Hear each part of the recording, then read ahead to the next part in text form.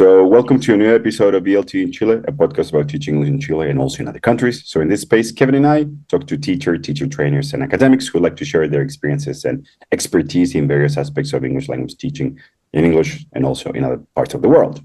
Today, we have invited Dr. Takayuki Nagamine with us, who will be talking about phonetics and second language learning. So welcome, Takayuki. Thank you for accepting our invitation. And thank you. Thank you for inviting me. Thank you. From me also a very warm welcome, Takayuki. Thank you very much for agreeing to take the time to talk with us today. And I think I will start by introducing you just very briefly. So Takayuki is a postdoctoral researcher in the Department of Speech, Hearing and Phonetic Sciences at University College London for a Leverhulme-funded project looking into the relationships between speech perception and production. He obtained a bachelor's degree in secondary English education at Aichi University of Education in Japan, and a master's degree in linguistics at University College London. He has recently finished his PhD at Lancaster University in the UK, and a massive congratulations on that, Takayuki. Great achievement. Thank you. Yeah, thank you. And in his PhD, he used ultrasound tongue imaging to investigate why L1 Japanese speakers struggle to pronounce English L and R sounds. Takayuki, your background sounds super interesting to me. And it seems safe to say that you've had a long-standing interest in phonetics and L2 learning. Okay, so today we're talking about, as you call it, the dance of the tongue, about tongue movement and speech production. Yeah. And my first question that I have for you would be, how did you end up researching this area? What fascinates you about the tongue, and what can the tongue tell us about L2 speech production? Okay, first of all, thank you so much for such an excellent introduction. I feel honored, to be introduced in such a way. I think the real starting point was when I was in Aichi University of Education, where I undertook the teacher training. So initially, I wanted to be an English teacher. In Japan, I wanted to teach English, and I was particularly interested in variation in pronunciation across the English varieties. So I went to Australia for the first time, and the English spoken there was quite different from what I had used to, hearing, for example, in the classrooms in Japan. So I think sound somehow got quite interesting to me, because I think partly because I think it's quite noticeable. So that's my encounter to pronunciation. The specific research program of using ultrasound or tongue movement came a bit later. So I was teaching English at universities after doing my bachelor's and master's.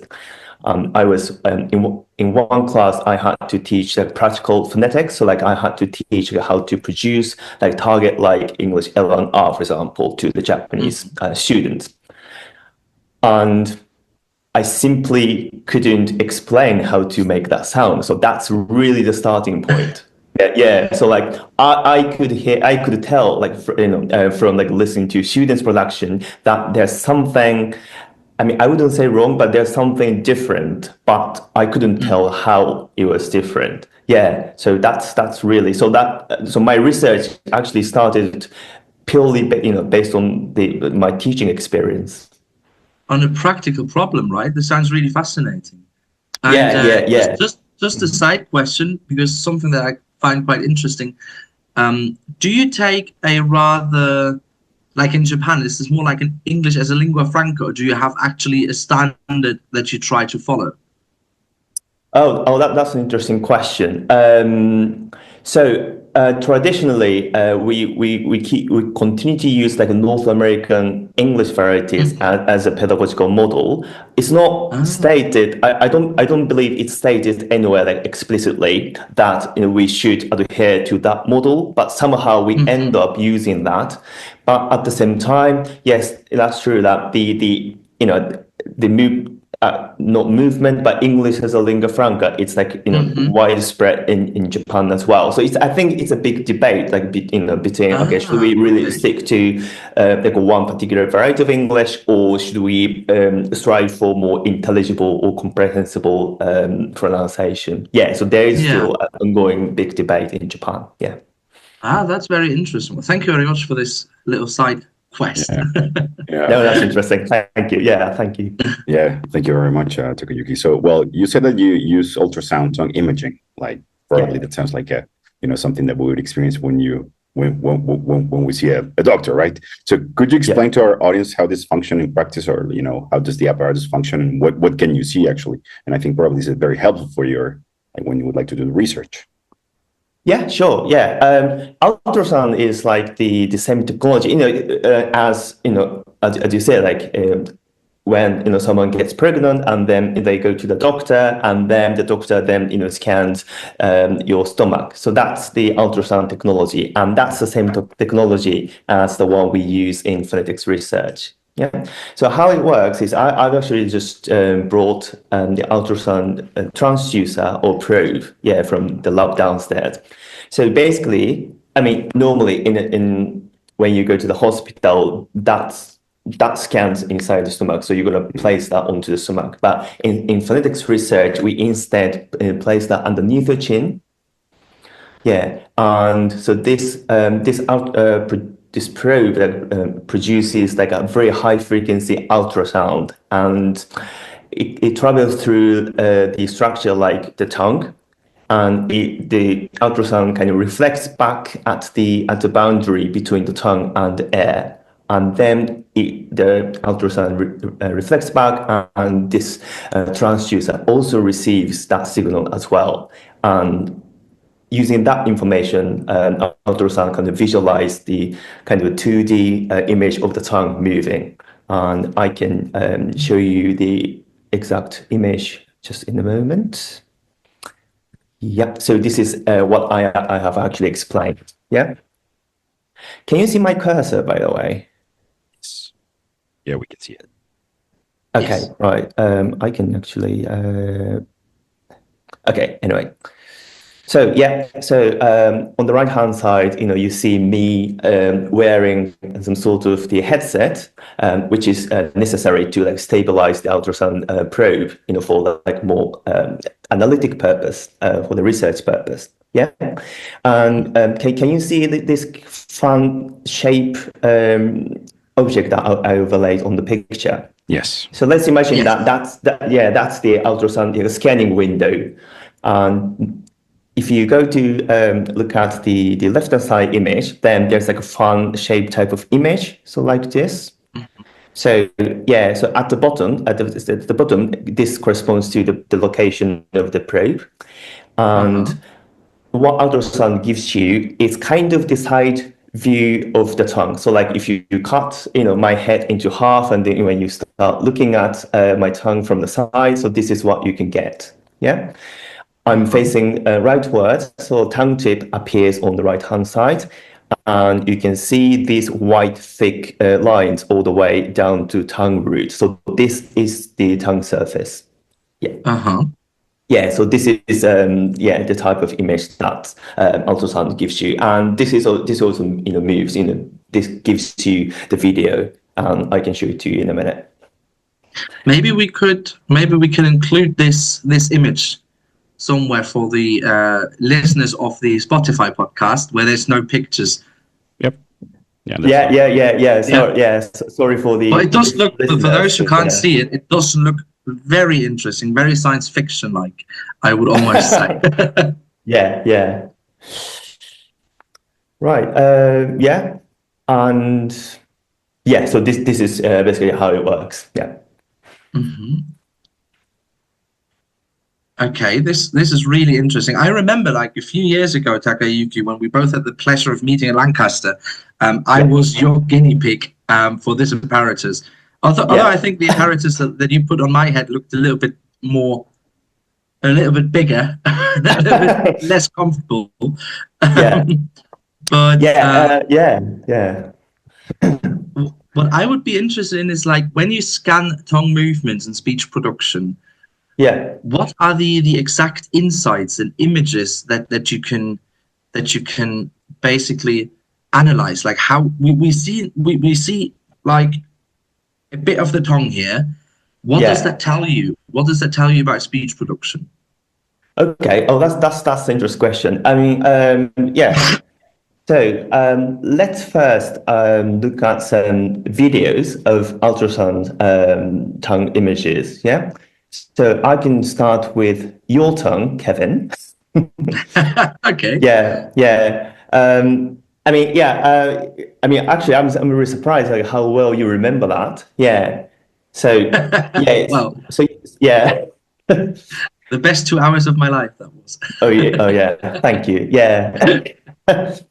So yeah, I mean, the ultrasound technology develops, constantly. Yeah. So like the headset that you use was actually a previous version of what we commonly use these days, and that was made out of metal. Yeah. So like it kind of shows like how people strive to get better images, and people have tried like many different things, and I myself had to try like a lot of things to get better image. Yeah.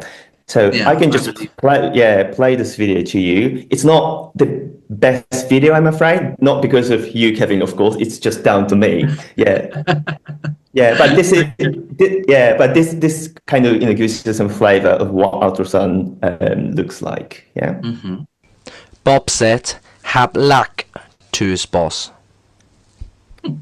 Right, so it's like a kind of the blurred image, but you can see like this like white blurred tongue moving around constantly all the time. Yeah.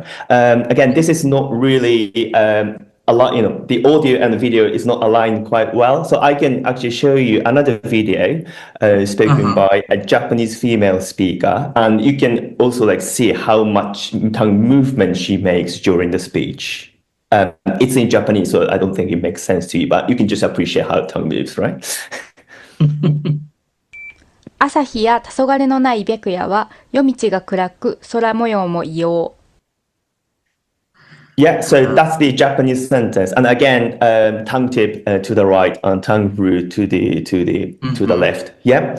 So one like strikingly obvious thing is that you can actually study movement of the tongue, yeah, which is quite difficult, when you have to do with some sort of 2D images, yeah. But ultrasound gives you the video. I mean, it's still 2D, but it gives you like how tongue shape changes over time, and also like which part of the tongue moves more than the other part, for example. Yeah. So that's one of the big advantages of ultrasound tongue imaging. It gives you the real-time information or like the actual movement of the holistic tongue. Yeah. This is super fascinating. Yeah, absolutely. Yeah. Absolutely. Yeah. Yeah. And now like Takayuki, like now if we have to think about like, I don't know, a classroom where people, let's say, are learning English, or me in our case, what do you think are the direct benefits of your research, or how can they actually impact what's happening in the classroom as as English as a second language, or even English as a foreign language? Or how do you think this is going to benefit all of us? Yeah. Okay. Yeah. Thanks. Yeah. That's an interesting topic to discuss. Yeah. I can think of like two different things, two different approaches. Like one from a bit more like a research perspective, and the other from a more like a practical perspective. From the research perspective, do you know how? So you are familiar with the term like articulatory phonetics. So that's phonetics is like a speech of speech, study of speech. Yeah, and articulatory phonetics deals with like how the speaker uses the tongue, lips, and how they change the vocal tract, to produce certain sounds. So it kind of people study the mechanism of using the speech articulators, for example. Yeah, and there are lots of pronunciation textbooks that have, for example, what we call the middle sagittal view of the vocal tract. So that's, you see like the tongue, the tongue shape, and it's like, in the head like chopped into half, and then it kind of indicates like how the tongue it should be shaped or something like that. Yeah, but obviously, back in the days, in like up until recently, we don't have a lot of resources that with which we can actually see the vocal tract. So like lots of like articulatory descriptions come from like phoneticians' self-reflection. So something can be quite accurate already, and because of the great phoneticians in the past. But at the same time, we need to add a bit more data so to verify the claims made by previous articulatory phoneticians.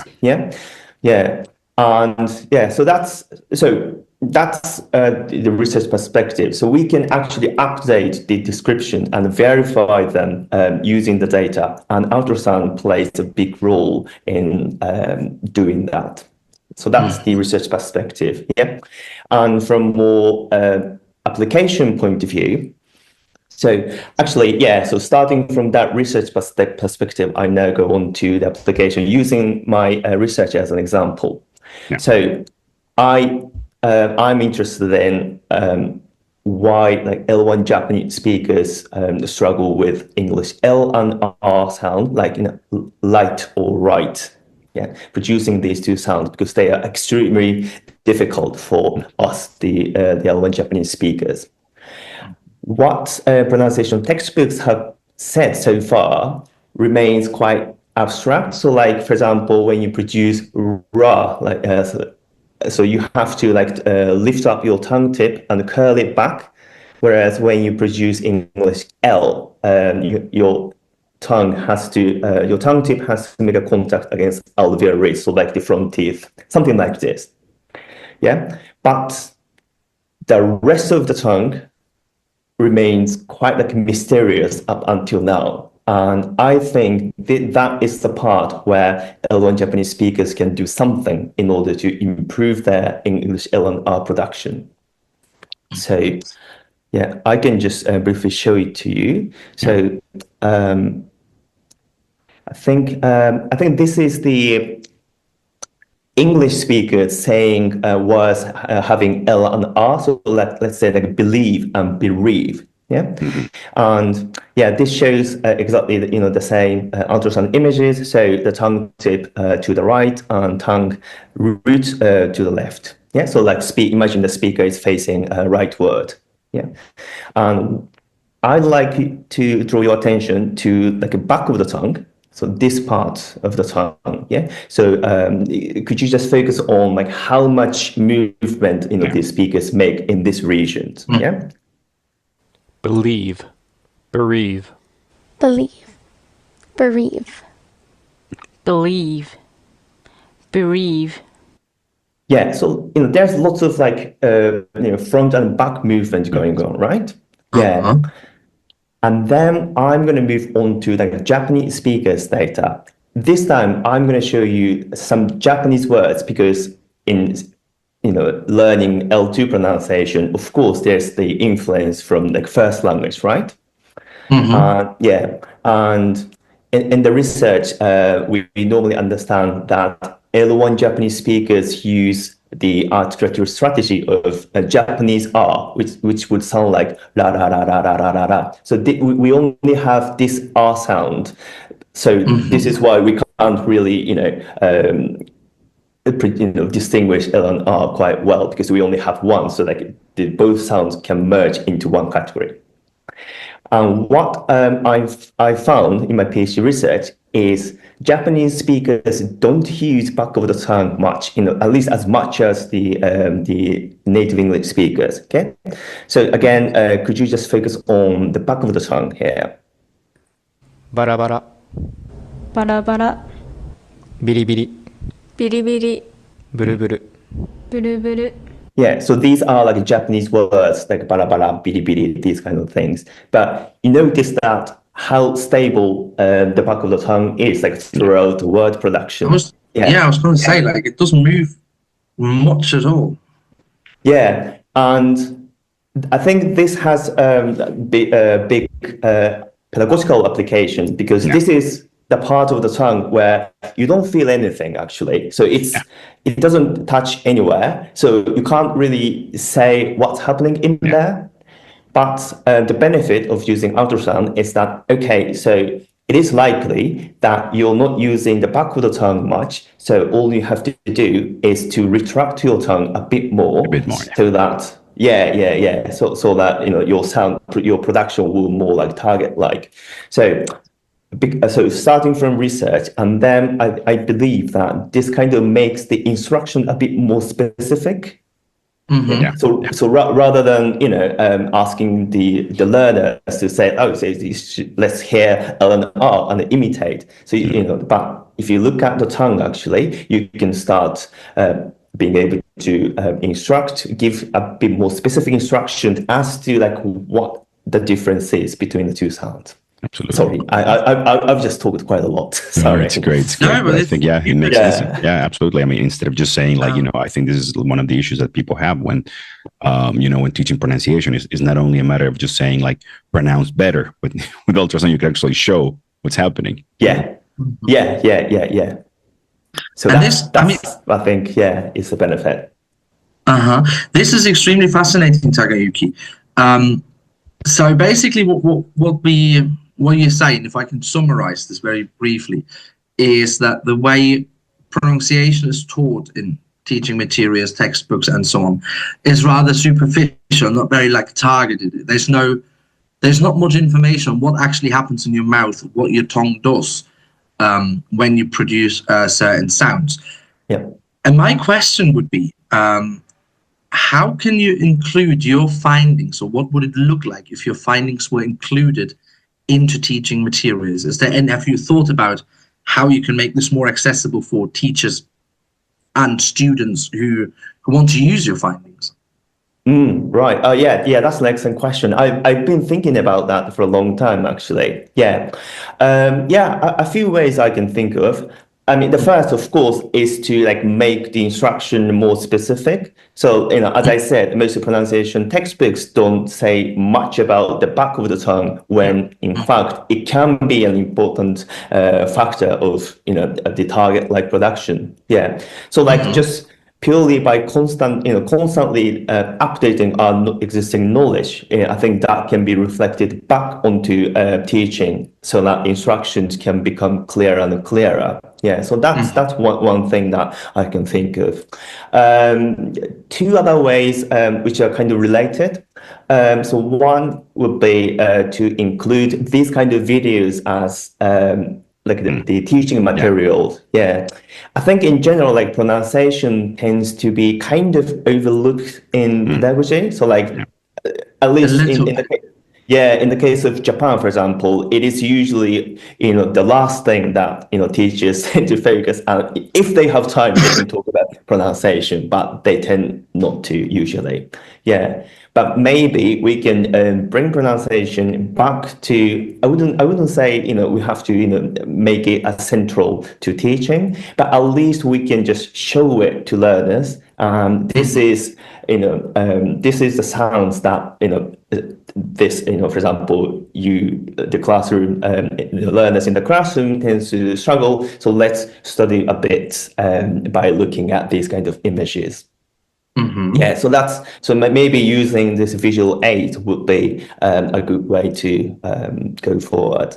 And finally, if you have access to ultrasound equipment in your classroom, then the best thing would be to demonstrate it real time.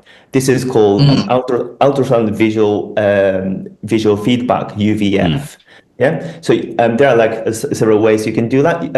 Either the teacher can simply demonstrate and annotate like what the tongue their tongue is doing while producing, or actually students can image their tongue using ultrasound, and then you can compare how different the student production is to whatever target production it is.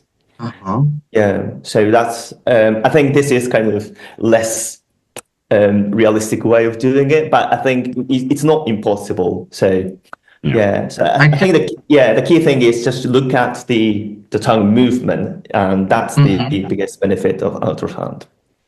And in this context, just if I may ask a follow-up question, is there any standard that you would suggest? I know this is a bit of a loaded question these days, but because we have different non-native and native speaker standards, and especially when I think about the R sound, the North American R is very much pronounced, whilst in the UK we have the erotic R, which is pretty much a schwa sound. So I think there's a lot of other problems that are emerging from this. Is that can you comment on that? It's just a thought that popped up in my head right now. Just like sure. I think that's the area where like people have to work on. I mean, I personally have to work on as well, because I have only looked at the specific combination of the sounds, like in L1 Japanese R, L2 English L and R. So it is true that I'm not personally sure like if there is a specific like articulatory target that learners should commonly achieve or something like that, regardless of like the L1 varieties, right?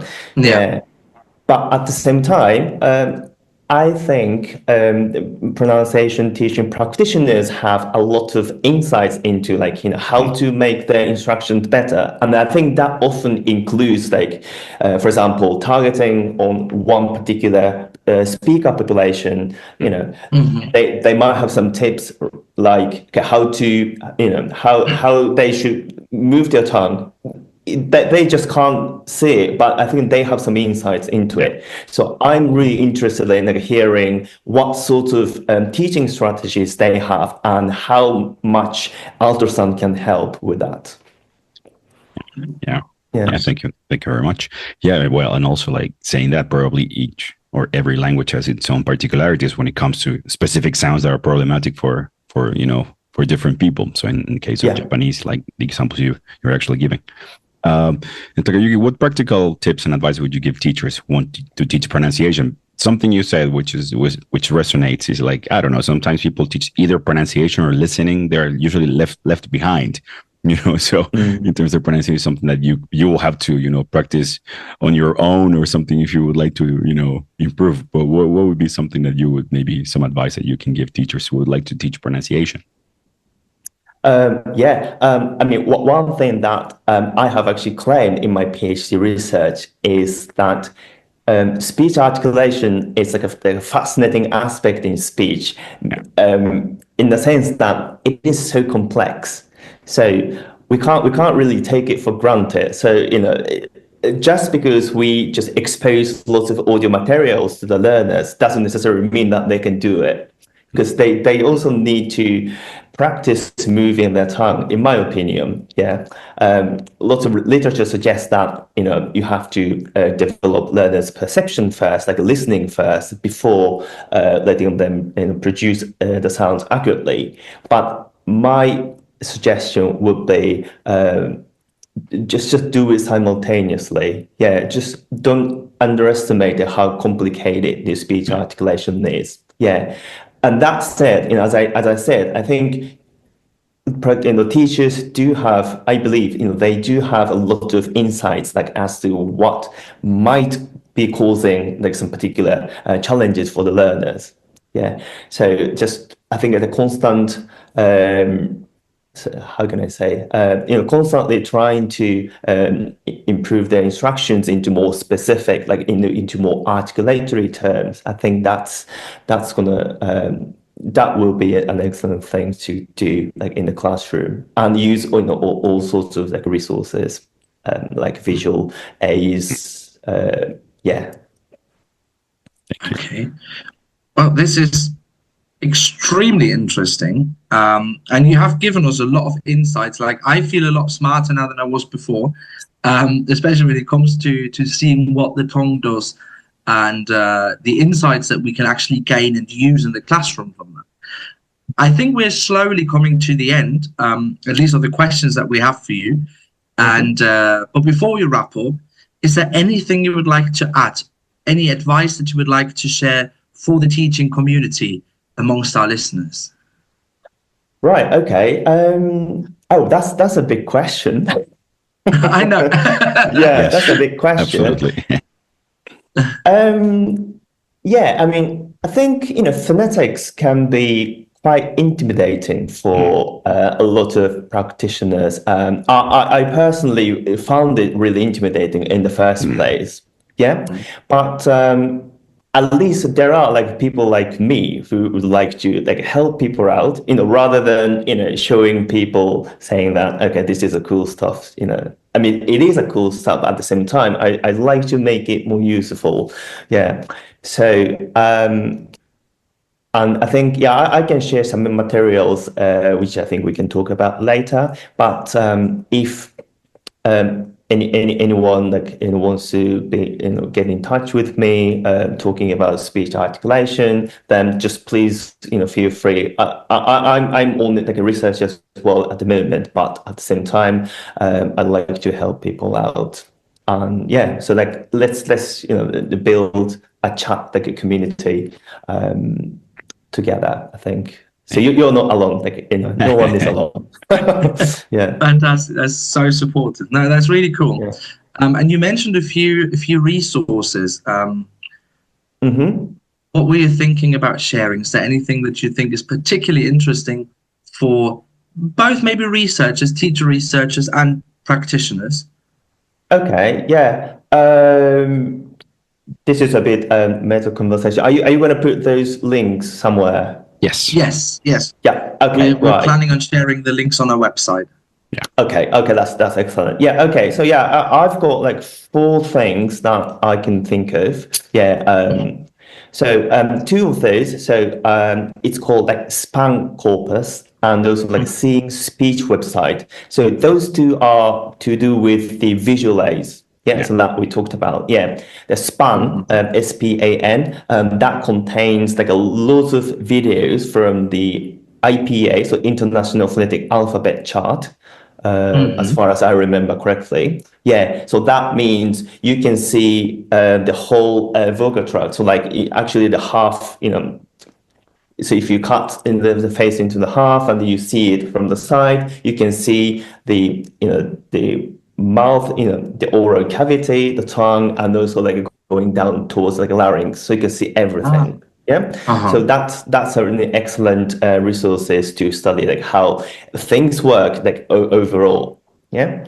And Seeing Speech website also has that MRI videos, but it also has ultrasound as well. Yeah. So like depending on like what kind of specific things you like to focus on, like would you like to see the holistic shape of the vocal tract, or are you interested more in the tongue specifically? Then you can just combine these materials and then just make it tailored to your own purpose.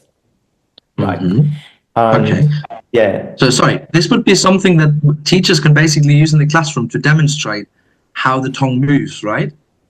Yeah, they can demonstrate, Yeah. and also they can like use them to like study on themselves. Yeah. Fantastic. Yeah, Wow. yeah. And then finally, the rest of the 2 materials is more like an ultrasound specific and more like a research orientation.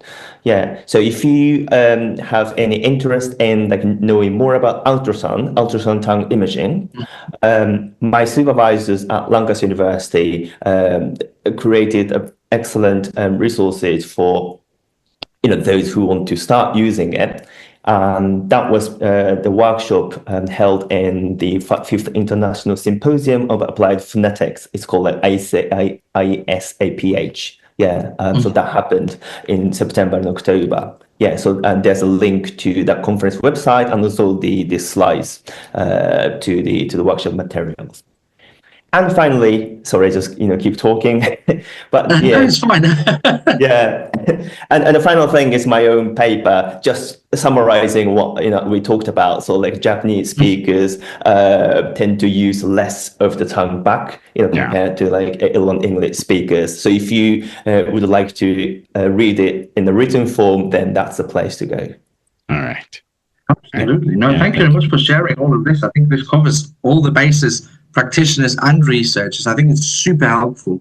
Thank you, Yeah, Takayuki. hopefully. Yeah, thank you. Yeah, and as we were saying before, like every language has its own particularities. So in terms of methodological, ways to actually study how speeches produce, because sometimes it tends to be like simplified, or even as you were saying before. Like I remember when I did my undergraduate degree, the resources we had were like so different, basically like pictures of just books, and there were no like really multimedia resources. And now with ultrasound, I think it's going to be much easier just to see how people actually produce speech, or how we can actually improve, by sharing specific like feedback, Yeah. So I think with this, we're going to be reaching the end of our episode. So Takayuki, thank you very much for accepting our invitation. And also we're going to be sharing the resources and materials that you've been talking about. So with this, we're going to conclude our today's episode of ELT in Chile podcast with Dr. Takayuki Nagamine from UCL, University College London. So if you have any questions, of course, or comments, you can reach us at podcast@eltinchile.com. Don't forget to like and subscribe. You can visit. We also have our website, www.eltinchile.com. Also different platforms, right? YouTube and Spotify. So Takayuki and Kevin, thank you very much. Thank you. Thank you. All right, take care then. It was a great pleasure. Thank you very much, Takayuki, for your time. Well, thank you so much. Yeah, it's been so much fun. Yeah.